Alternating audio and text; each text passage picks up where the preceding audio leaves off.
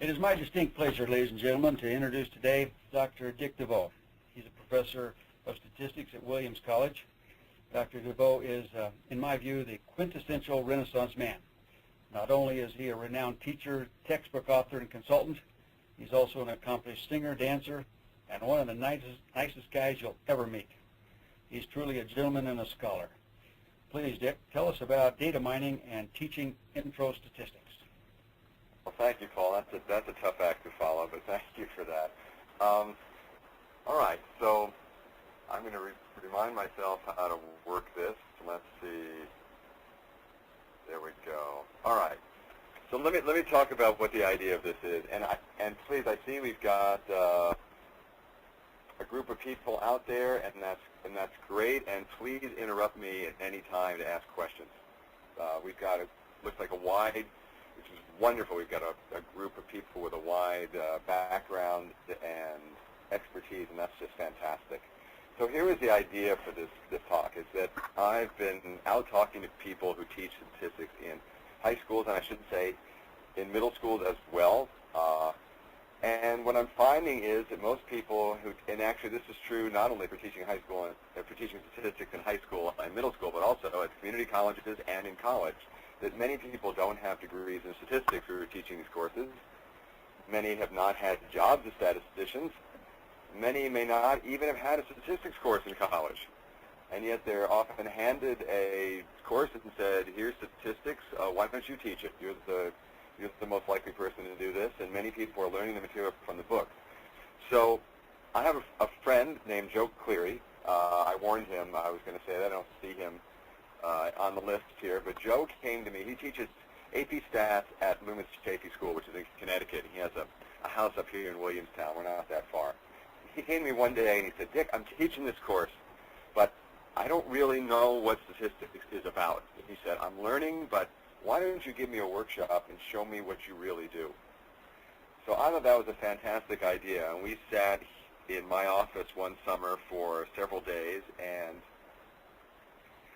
I showed Joe what it is I do, and he thought this was a great idea. So I've been thinking about how to scale this up and deliver this course to more teachers of statistics. I gave a two-day workshop at the Math Association meeting in Washington, D.C. in January, and in that one, that's when I had people teaching statistics, mostly first-timers, but some people who had done it for a little while, and I had people from high schools, community colleges, and four-year colleges, and it seemed to go really well, and I'd like to get input from some of you about how I can get this out to more teachers. So let's see where I'm going here. First thing to do is to define what data mining is. So to do that, I use the source of all knowledge, which of course is the internet, and I typed the word data mining into Google, and I got 4 quotes, and here are 4 of the quotes. So what is data mining? We see that I'm not going to read all of these, but it's something about identifying useful information in data. It's finding interesting structure in databases. It's extracting information from very large databases, or it's something that uses a variety of data analysis tools to discover patterns and relationships that can be used to make predictions. And if that sounds an awful lot like statistics, I agree with you. It's a lot like statistics. But then I went to another source to find out what data mining really is, and that's why we have Dilbert here. And the manager says, we have a gigantic database full of customer behavior information. Dilbert says, excellent, we can use nonlinear math and data mining technology to optimize our retail channels. Well, the manager hasn't understood any of that. He says, if that's the same thing as spam, we're having a good meeting here. So this is what I often find, that when I go out into industry and do data mining, that it's a manager who's probably read some magazine on an airline and gotten all excited about this thing called data mining and decided that they've got to do it and they've got to do it tomorrow. And he gets the troops all worked up, and I often get a phone call because nobody really seems to know what it is. So let's see if we can figure out what this is and what it has to do with teaching introductory statistics, which is what I really want to talk about. So one of the reasons that data mining gets talked about and why it's different than statistics is just because of the massive amounts of data. We're not seeing the kinds of data that you see traditionally in textbooks. That was when I was a stat student big data set would have 20 or 30 rows and 2 or 3 variables, and we'd have to enter all that in by hand. And that's just not what most of the data sets I see now are. The UPS, which I think probably everybody who's listening has probably accessed the UPS data set. That's the one that tells you where your package isn't when you're expecting it. It's about 16 terabytes big, which is about the digital size of all the books in the U.S. Library of Congress, which gives a little insight into why data mining is difficult, because if you think about the information content difference between all the books in the Library of Congress and the UPS tracking data set, it gives you an idea of the low signal-to-noise ratio. I've heard that Facebook now says they're uploading hundreds of terabytes of photos every month, and Google came out with a statement that they're going through a petabyte of data every 72 minutes.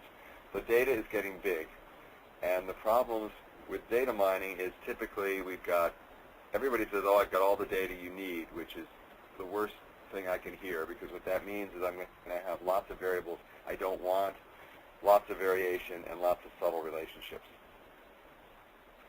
Here's the place where data mining really was born, was in transactional data from the credit card companies.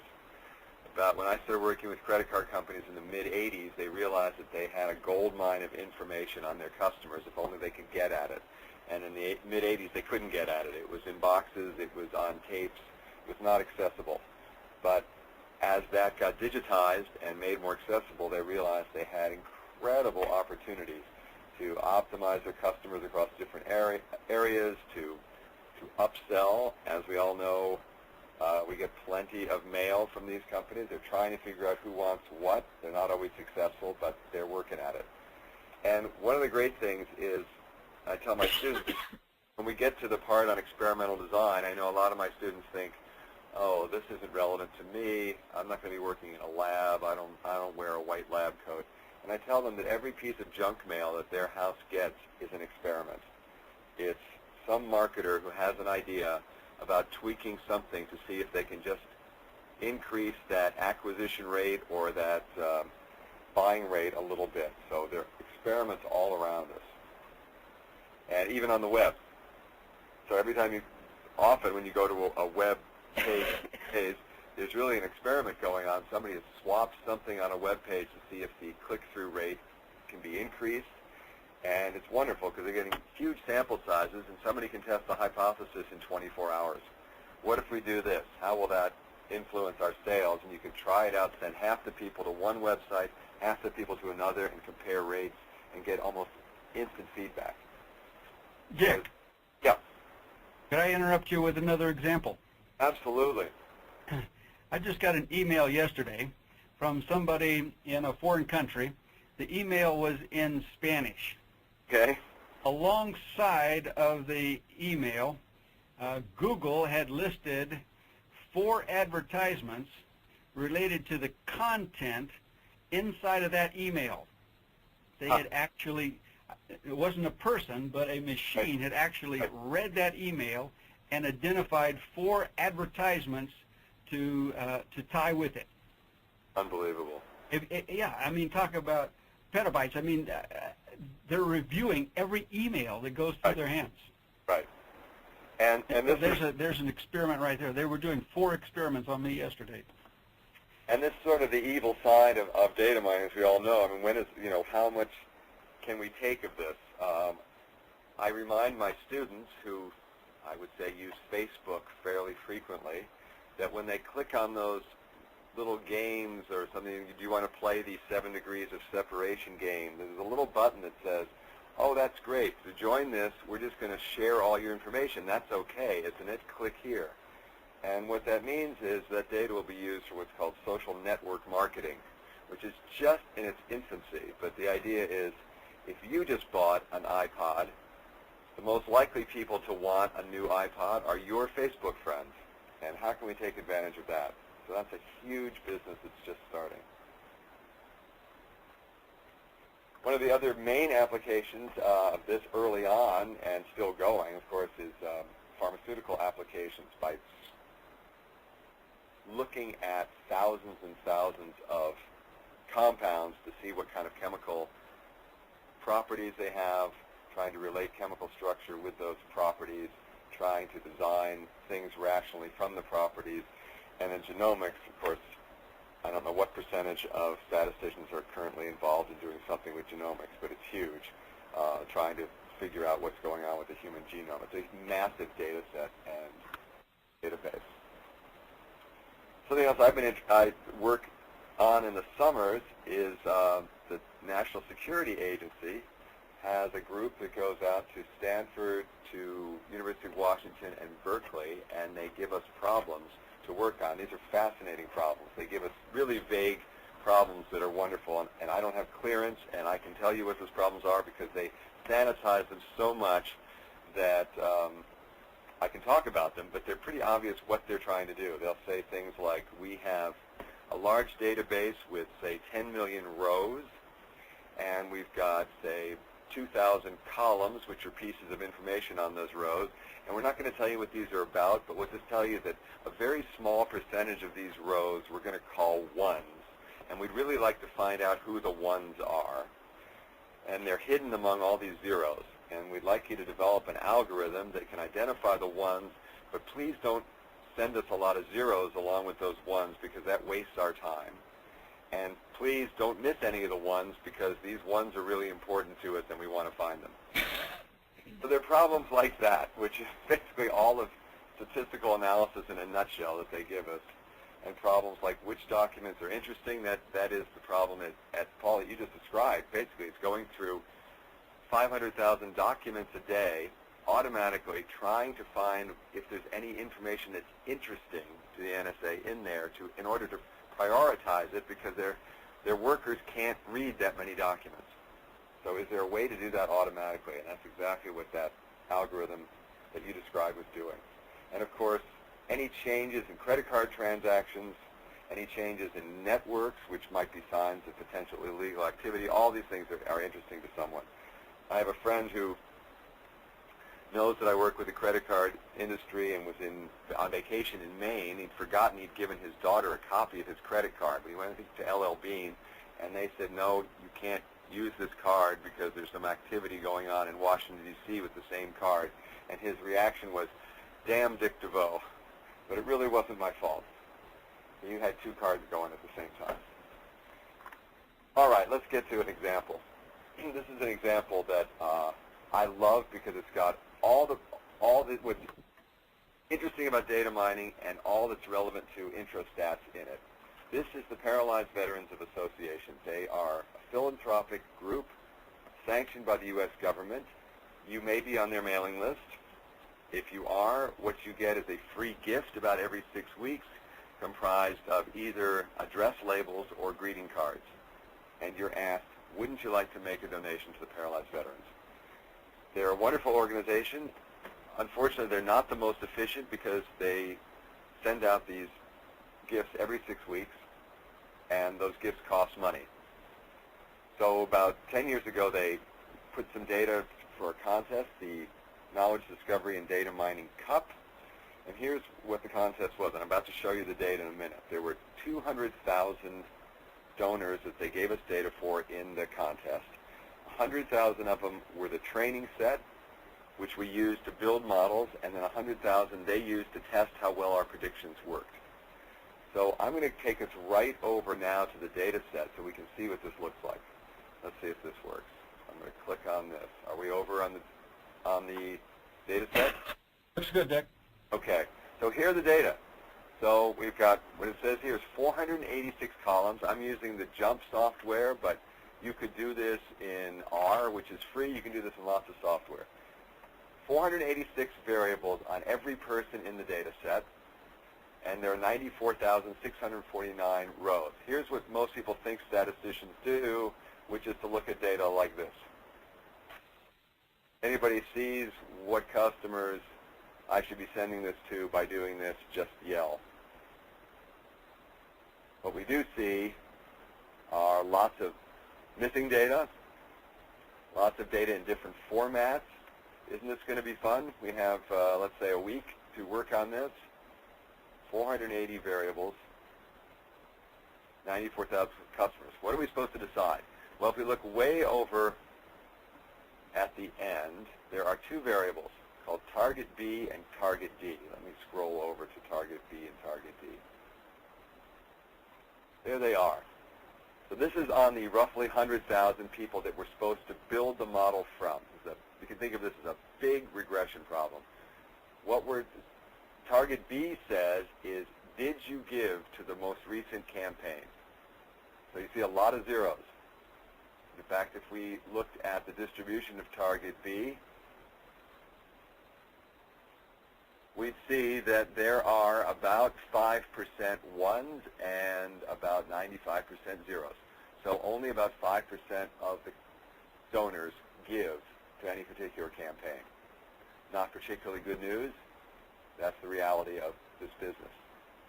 The other response variable is target D, which actually gives you how much money they gave. Let's look at that one. Target D. That's a wonderful histogram. Don't you want to show your class that as a first histogram? So what is this? So most people give very little. That's what it's saying. This is in dollars. And you see that's a box plot up there. It's squished, and all of these are outliers. So it's either you gave, looks like less than $5, or you're an outlier. Because even the 90th quantile is, well, of course, 90th quantile is zero. What we might want to do is extract out those who gave to look at the distribution. All of these are zeros. We're getting the 95. We're getting the 90,000 zeros in that one. If we look at the ones, I'm going to click on this over here. Here are the ones, and we see that's going to be the rest of the distribution. And if we had more time, we could eliminate the zeros and look at the distributions of ones and decide what the actual distribution of money that givers gave is. But let me just show why this is, you probably already get a sense that this is challenging, but why it's challenging and what it has to do with the first couple chapters of intro stats. We talk a lot about typing variables at the beginning of a stat course. Is this quantitative? Is this categorical? Is this ordinal, perhaps even? And what I try to tell my students is these are not mathematical definitions. These are context definitions. It depends what we're doing with it. But let's look at this variable, T-code. If I go to analyze T-code, I get another wonderful looking histogram, and this one's worth having a look at for a minute. I'm getting, it has nothing to do with giving. This is a variable. Look at these wonderful statistics here. We've got a mean of 54, the median of 1. We've got a standard deviation of 957.5 with an interquartile range of 2. As I said, not the distribution you want to show your intro stats class to try to understand basic statistics. But what's the problem here? Well, I get some very mathy kids who might look at this and say, well, Professor, it's very skewed to the right. Maybe we should take a transformation. And that's wonderful. But then I might get an English major who raises his or her hand and says, Professor, what is this variable and why are we looking at it? That's the best question I could get. Because if I look at this variable, here's just some slides of what we've seen. Here's what this variable actually is. This variable has nothing to do with taking the mean at all. It is the title code that you put in front of your name on the envelope. So that all those zeros meant blank. That was blank Dick DeVoe on the envelope. There were a lot of ones, which is Mr. There's some twos, which is Mrs., 3 Miss, 4 doctors. There's this little spike at 28, which is for Ms. And there was actually, if we looked at it carefully, there's a spike at 1,002, which is Mr. and Mrs. And my kids love this data set because of these values over near 120 that say Your Majesty and His Highness and Her Highness, which are real categories for this data set. But taking the mean of this is totally ridiculous, and it just gives the lesson that you really need to know what kind of variable you're looking at before you slap it into any program and start getting summary statistics. out of it. Okay. So it's pretty clear that we've got to do some work before we jump into statistical analysis. And in data mining, that is most of the work. There are some estimates. This is based not on data. This is a collection of anecdotes that say that of a data mining project, probably 60 to 95% of the time, of the total time of the project, is spent preparing the data. Which is interesting because if you think about how we teach intro stats, how much of the time do the students spend preparing the data? I would answer almost none, which is often, yes, somebody says not much. That's right. We give them the data completely cleaned up. Most books don't even put any wrong data in. We've tried to do that a little bit. We try to put some outliers to see how the kids respond, just to see if they're thinking. I gave a data set recently to my class that was data on house prices. It's amazing to see college students, how little they know about the real world. House prices in upstate New York. I split it into houses with fireplaces and houses without fireplaces. And I put in one house with a fireplace, and I put the price in at $235 million, which made any comparison of houses with fireplaces and houses without fireplaces pretty obvious. The means were about, probably about $10 million difference on average. And I would get great questions. I would get emails from students saying, Professor, there's one point that seems to be messing everything up. What should I do with it? Which is better than the students that just reported there's a $10 million difference between houses with fireplaces and houses without. But then I'd say to them, what to do with it? I said, well, what do you think about that house that cost $235 million? And I would get responses like, well, it seems a little high. And then I asked students if they went out to the web and looked at what the most expensive house ever sold was. And if you do that, there are a couple houses that are being built, not houses. There are a couple private residences being built that are going to cost $1 billion to build. I don't know if they're still in progress after last October or not, but they were. The most expensive house that's ever actually been sold was around $150 million. So that's the kind of reality check that I want to give to students, and I don't think we give them enough practice in this. Anyway, so what happened with this Paralyzed Veterans data set? So here's something to note. This is how they make their money. They get a net donation after the cost, which is about $1 per person to send out those gifts to. Their net donations are about $10,000 per 100,000 donors. That's their standard operating profit. After using data mining, the winner increased that 41%, which is why this gets people's attention. Here's just a list of the winners. The winner was actually a company called GainSmarts, and there's the 41%. SAS came in second. There was another group, and then the rest are not identified because they didn't do so well, including my favorite guy down here at 21, who, if we look over here at the number mailed, so this is really what the contest involves, is you build a model, and then you pick the people you want to mail to. So most people picked somewhere around 50 to 60,000. You see a few exceptions to that. But this guy at the bottom picked the 1,551 people that he was sure would respond to this, and he actually wound up losing money. But it was just a contest. Here's a graphic, which I think is wonderful because it looks first like it's just a really dumb graphic with all this wasted space. But what it's showing is that compared to the maximum possible profit, if you knew the 4,873 people who actually were going to respond to you and mailed only to them, you could have saved $60,000 and made $72,000 by just mailing to them. And the best person made $14,000. What's a little scary is that the mail to everybody solution, which I call the no-brainer strategy, is sort of smack in the middle of all the contestants. Point we'll come back to. Okay. So again, the idea of this, I'm trying to give you guys an overview of what a 2 or 3 day workshop would look like. So I'm just going to blast through this. In the workshop, I would actually want to get people working with the data, asking questions, learning some techniques, playing around, and getting some expertise, which I think we could do that in a couple of days.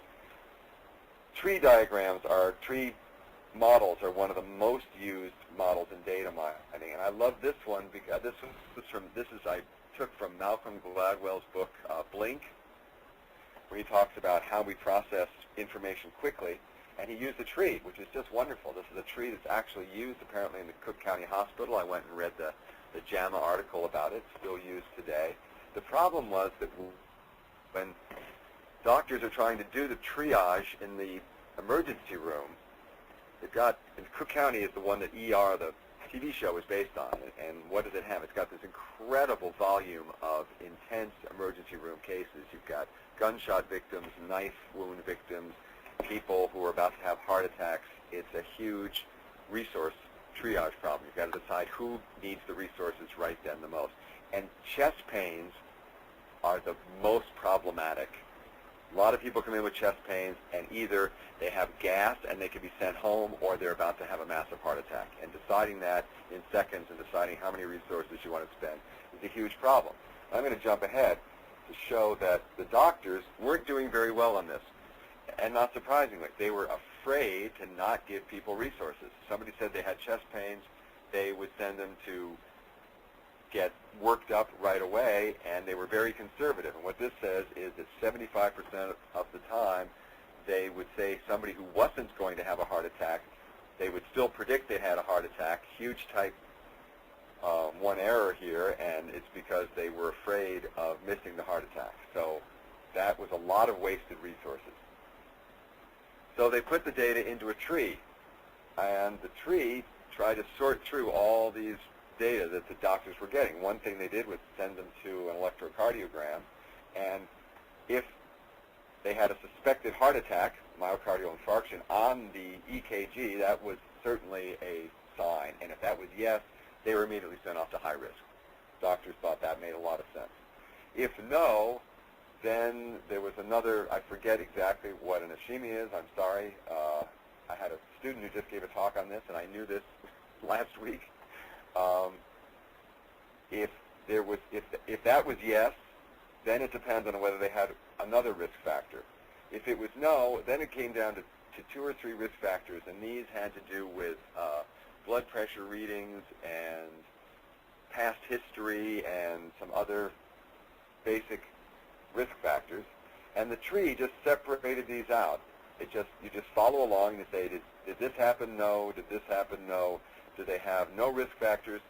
If all of those were no, the tree says basically send them home.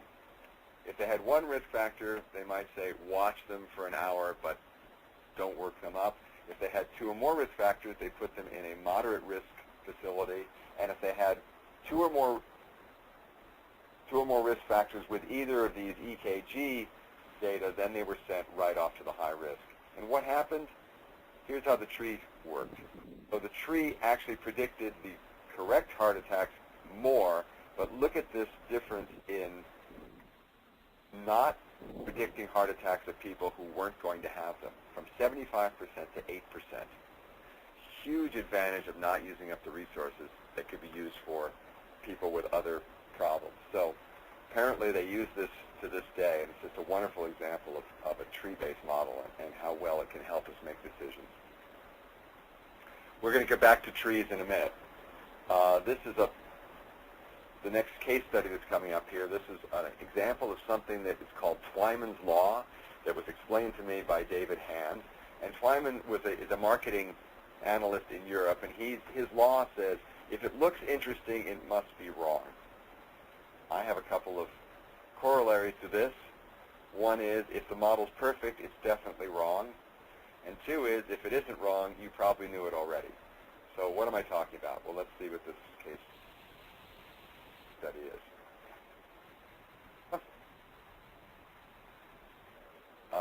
Alcoa make aluminum, as we all know. What you may not know is, in addition to making aluminum foil, which you buy, they make something called ingots. This is a small ingot, but these ingots I'm talking about are 30,000-pound pieces of aluminum.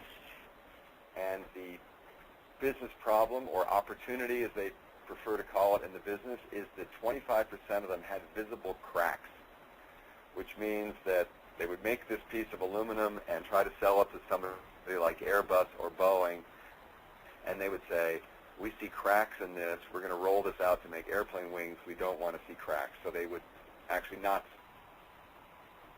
that meant recasting this piece of aluminum, which cost $30,000 to recast. So they called me up and they said, Dr. DeVoe, this is a great problem. We're sure you're going to be able to help us, and we have all the data you can possibly want. We have years of data on this. And what that meant was that they had about 100 potential explanatory variables. This was just a mess. When I get a problem like this, I know that there's going to be weeks, if not months, of data processing that I'm not going to do, but I've got to give them the bad news that they've got to do it. And they always underestimate the amount of time that this is going to take. What this one turned out to be was 5 months of their time consolidating these data. 3 more months, they sent it off, part of the data to an expert. And finally, 8 months later, Alcoa got a spreadsheet, that's what a flat file is, a text file essentially, with 96 predictor variables and about 4,000 ingots. Now I have that data. I'm going to take us back to that. Let's get rid of this data set. Here are the ingots. So, and you can imagine, I don't know a lot about producing ingots. I visited the plant once. I had a couple-hour tour. My chemistry is pretty bad. I see all these variables that have to do with water flow rates and how much CO2 was in there, and the date that they did this. This is from 2001, as we can see, and metal levels. And then I go down here and I see lots of chemical symbols which I recognize from the wall of my chemistry class. I recognize some of them, but I'm not an expert in this. And finally, here's the thing that I want to predict, which is whether the ingot cracked or not. So we stared at this for a while, and the thing that we're going to predict is whether the ingot cracked. And I'm going to grab some variables somewhat judiciously because I've been here before. And I'm going to put these in here. I'm going to say, okay. And here's what I get. I've got a tree. Nothing's happening yet. So I'm going to split the tree. And what the tree algorithm does is it finds the best split of all these data that we can see here, these 96 variables. Which variable can split the ingots into those that split and those that crack and those that don't the best? So let's see what it says. So here it is. So it took the 3,935 ingots that had a mean cracking rate of 24%, and it split them into 2 groups, one of 3,000 with a cracking rate of 16% and 930 with a cracking rate of almost 50%. Well, we saw this, and we really excited. We being the 2 statisticians, we thought this was great. We got on the phone immediately to Iowa and said, we've solved it. And we said, it's the alloy. Look at this. We split this into 2 different alloys. These alloys crack a lot, and these don't. And I'll never forget, we said this, and we're waiting to be congratulated and told what geniuses we are, and there's just silence on the phone until some engineer finally says, we know that. He said, there's some alloys that crack a lot. That's why we gave you the data. So we looked at each other and said, okay. What does that mean? It means that we're really not allowed to use the alloy. No one had told us that. They hadn't told us that that wasn't fair. So we went back to the drawing board, meaning we went back to the analysis and we took out the alloy. So let's take that out and let's try it again. So we say, okay, here we go again. We split, and we said, aha. Look at this. We've got manganese. Some level of manganese is splitting these into almost as good a split, 16.7% cracking versus 47%. pretty close to that same split, actually. So we got on the phone again. We were all excited. We got on the phone again and said, okay, we weren't allowed to use the alloy, but we found out it's manganese. Silence again. You're probably all guessing what the guy was about to say. He said, what do you think's in that alloy? So now we're really scratching our heads thinking this is not going to be such an easy problem. But we went through the data set now more carefully, talked to some scientists, which we clearly should have done earlier, and we determined that some of the chemicals were related to the alloy, and they didn't want to know that. So after some work, we went back, we took out manganese.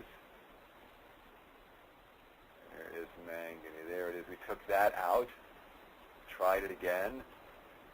One more time with feeling, split, and we got chrome. Now we're a little more cautious. We're not grabbing the phone and saying, eureka, we've solved it. We said, how about chrome? Is that interesting? And at that point, I'm going to return us back to the slide. That's just what we just said. We didn't get a eureka, but as somebody pointed out to me, that's not how science progresses. How science progresses is usually with a, huh, that's funny. And that's exactly what the engineer said. He said, chrome, huh, I wonder what's going on there. And actually, that's when we knew we were onto something. Now, it didn't immediately overnight solve it, but what it did was gave them a big clue as to how to set up a series of experiments to try to figure out what chrome was doing to this. And 6 months later, they said that they had reduced the cracking rate significantly through a series of experiments, and that first data mining exercise helped them quite a bit in getting there. So we were pretty happy with that. So that's really what it did. It gave us clues for generating hypotheses. And this is a wonderful lesson to give to students, is that IntroStats is such a collection of different ideas and techniques, and this is how exploratory data analysis, or data mining, if you want to call it that, can give us clues for generating hypotheses that we can later test, and we use experiments to do that. So it all works together. Okay, a couple more examples. This is another really hard problem and a very important problem, and that is trying to predict a tumor is malignant from a mammogram. And as you're probably aware, this is a process that has a very high both type 1 and type 2 error rate. Mammograms are not that reliable for looking at tumors. They'll find tumors, but they don't say what kind of tumors they are. And you need often to do biopsies. What we're trying to do is work to see if we can make that first diagnosis any better. In the U.S., we're now starting to go towards MRIs for screening, but that's very expensive, and that's certainly not what most of the developing world is going to be able to use. So we're trying to make the X-ray more automatic and get these error rates down. So this was the setup for the problem. I worked on this at the med school at the University of Paris. And what we're trying to do is we've now got automatically read mammograms, and we're trying to do as well as the radiologist in saying whether we think this tumor is malignant or not. And here are some of the data that we got. This is from the biostat department at the Curie Institute. So the response variable is actually a biopsy of whether it was malignant or not. We've got demographic information about the person's age. We've got some automatically read information about tissue type and numbers of microcalcifications that were spotted, the number of clusters, the shape, other things like that. So we're just taking these data now and trying to develop an algorithm. And we tried a tree. I'm just showing you what a tree looked like, and we show the tree to the doctors and ask them whether it makes sense. It's always a good thing. And they said, oh yeah, that makes sense.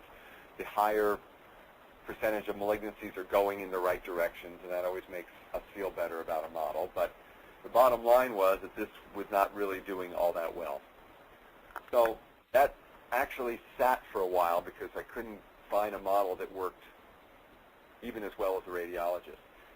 And something interesting that's been going on in the last few years in data mining is that a lot of effort has been gone into combining models, which is something that forecasters in the 50s knew worked really well for time series models. Is that if you used any one model, you knew that that model probably wasn't right, but you didn't know what to do. But if you just combined a lot of models, combine the information from lots of experts, you're going to do better on average. The power of averaging really works. I apologize for this slide. I just went onto the web and looked for an image of combining, and this was the only thing that came up. It came up with a combine, so I'm apologizing for that. So here's one of the ideas for combining models. This is a great idea. This is something called bagging, and it's a simple idea, and it just works great. So the idea is you take your data set and you resample from the data set with replacements. So you let some cases be drawn twice, 3 times. You just take a data set of the same size from your original data. So some are going to get left out and some are going to be repeated. You just take that and fit another tree model to it. Okay, you're going to get a slightly different tree. You're going to get slightly different predictions. Do that 10,000 times, which we can do easily these days, and look at what the majority of models say. Just average those models and see what their prediction is. That's a pretty good idea. You get some improvement. But then Leo Breiman had a really brilliant idea, which is the following, is when you do this tree, instead of just doing the same predictors every time, if there's a really strong predictor, you're going to get a lot of trees with that predictor over and over, and you won't get the kind of variation you really like. So what you do is you flip a coin and you drop some of the predictors at every step. So you just restrict what predictors can enter at every branch of the tree, and it's a different set every time. And there's all sorts of research now trying to find out what is the right number and how you should do this. But this is called random forest, and it's just an amazing algorithm. So what it does is kind of dumb down the tree at every step. Says, no, we're only going to look at a random set of predictors, make the model dumber, but what that does is opens it up to more models, and when you average, you actually get better predictions. So when we did that, using bagged trees, we actually beat the radiologists, and this was very exciting. This is still in sort of preliminary work, but it was exciting to see that a problem I'd worked on for several years suddenly got new life because new research in data mining was opening up some new models. So it's another lesson that I try to tell my students is that statistics is evolving. There's stuff going on, and one of the things I want them able to do is understand enough so when they hear about it, there's going to be a new algorithm, a new technique that comes down the line when they're working out in the field, and they want to be open to finding out more about what's going on. So I want them to be good consumers of these ideas. Okay. 2 more case studies. We're almost there. This was an interesting one. This is an insurance company that called me up and wanted to know, they insure churches. And I had done a project for them looking at car insurance policies. Like, they have actuaries. They know how to price these policies. But what they wanted me to look at was there any pattern in the data after the policy had expired, after they knew how much they paid out on this, that they could have done better. They could have maybe charged red cars more, and they hadn't put that into the model or whatever it was, and they wanted to see. So that had been pretty successful. So they gave me church data. And I was naive at the time. I didn't know why churches would need liability, and some of these predictor variables are actually kind of informative here. But churches need insurance for all sorts of things, fire, building insurance, and lawsuits against them, etc. So we have lots of data as usual, kind of a vague problem, just is there any patterns in the data that you could use to price these policies better? This was a tough one. As usual, it took 8 months to get the data ready. Their own internal analyst had spent 2 months looking at it and hadn't found anything, which is typically why I get the call. So they're really frustrated. So I took a look at it, and I got frustrated. I used everything I had in my toolbox. I had trees and regressions and neural networks, other fancy stuff, and I found nothing. I just found nothing. and I was at a conference in Paris, and when I was talking about this, and I was saying it's really too bad that there's not some software that you can just throw the data into. It cleans it up, it does all this processing, and it gives you a reasonable answer. And some guy just about jumped out of his seat and said, "We've got this." And I'm always skeptical, but I had a look at it, and it's pretty good software. It's about $250,000 for a single user, so I'm not going to recommend that any of you jump out and run out and buy it, and I get to play with it every so often, which is really fun. But with the bottom line here, that this software verified that there was nothing in these data. It cranked on it for about an hour, and it came back, and it has a measure of how much information is in the data, and that measure actually came out to be slightly below 0, and this measure is a little bit like an R-squared, and I mean, it's not supposed to be below 0. So I got on the phone to these guys, and I said, this measure is minus 0.02, and they said, no, that can't happen. I said, well, it happened, and they realized that there was some kind of rounding error, but that it basically was saying there was no information. So this is something that's happening, is that we want to tell students this is a little different than just saying I didn't reject the null hypothesis. This is saying there's really nothing in these data, and it's I get questions from students. How do I know when to give up? And I think as statisticians we're really just in the process of still getting at that. Last example. So we've been talking about lots of models here, and what I would do in a workshop is talk about neural networks, which are an exciting new model, but neural networks are like a big regression that you can't see inside. It's a big black box. And you often get out of it what variables are important, but you have no idea what the model looks like. So we worked on the following problem. This is a problem I worked at Hewlett-Packard, and the product was a backpack inkjet printer. Now, I don't know how many of you own a backpack inkjet printer. This is not a printer that's sold so that students can run around campus and carry it in their backpacks and print out their homework on the way to class.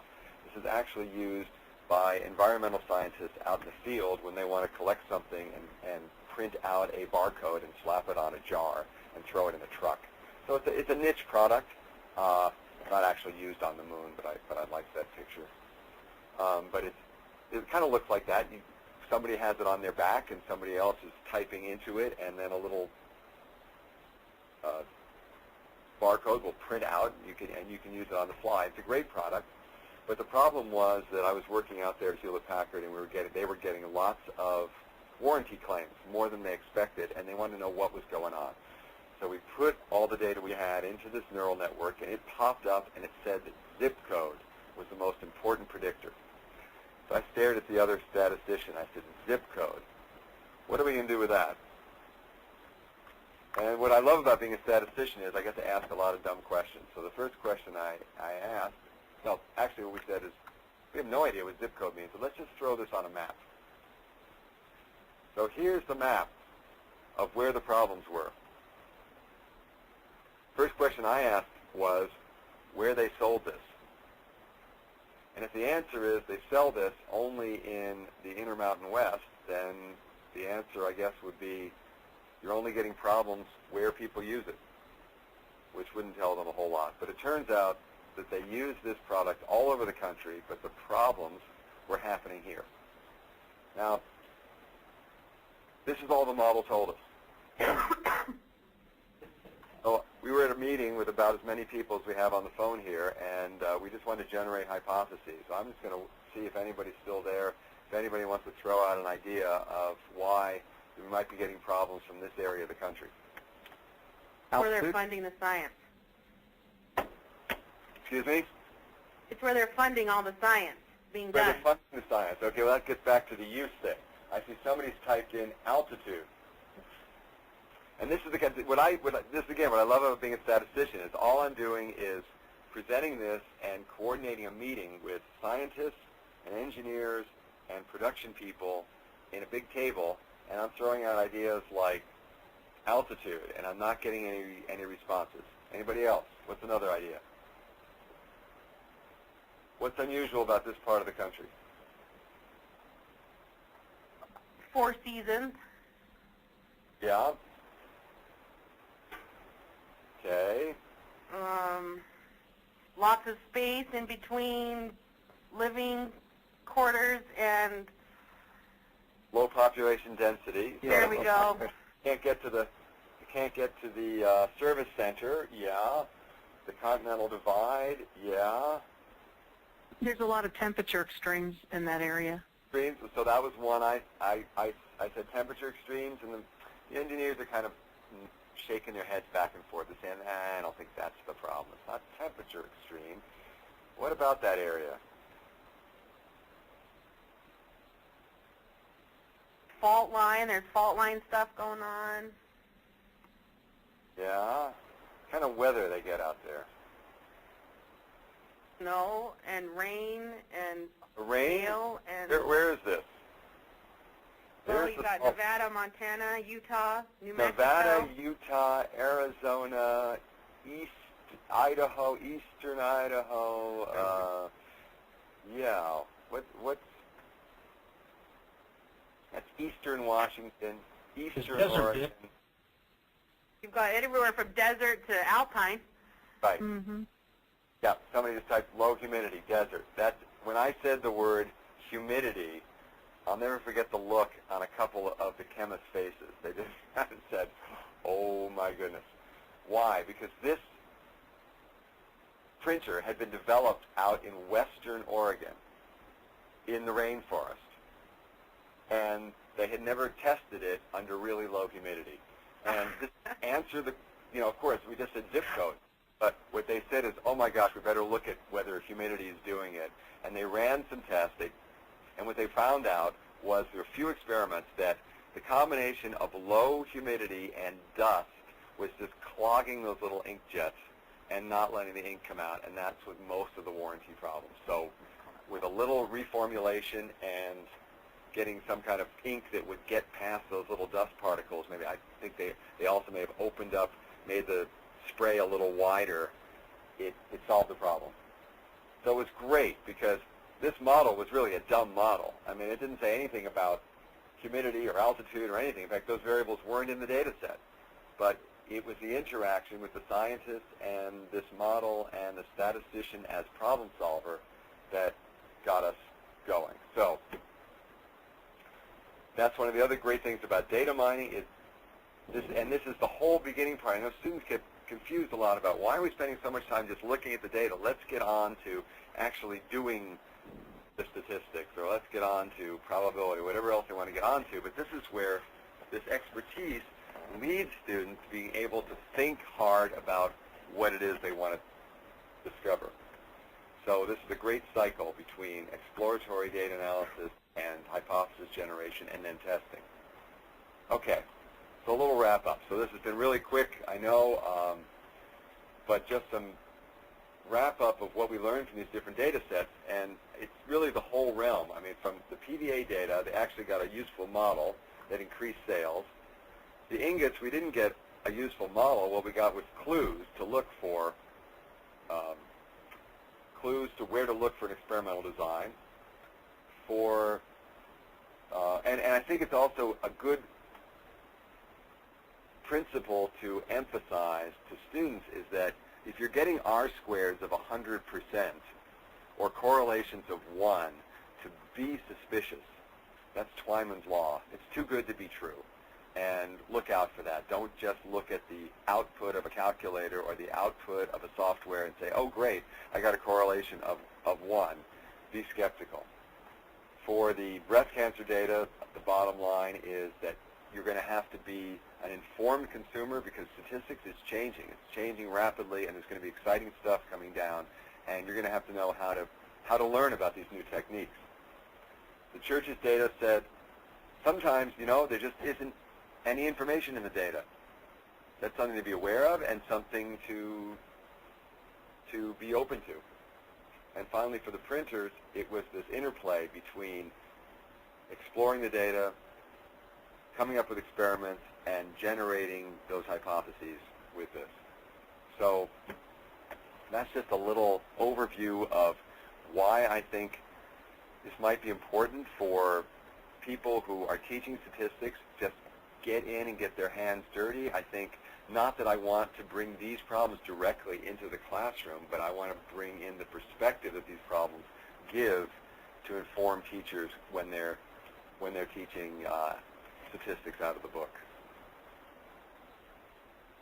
So that's really it. I have a couple websites if you're interested in learning more about data mining. These are two great websites to explore. The KD Nuggets website is really a clearinghouse for all sorts of things that are happening in data mining.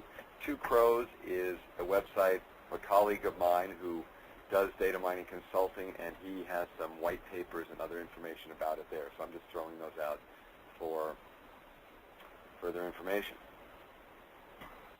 That's really Thank you, Dick. Thank you, Dick. Does anyone have any questions for Dick?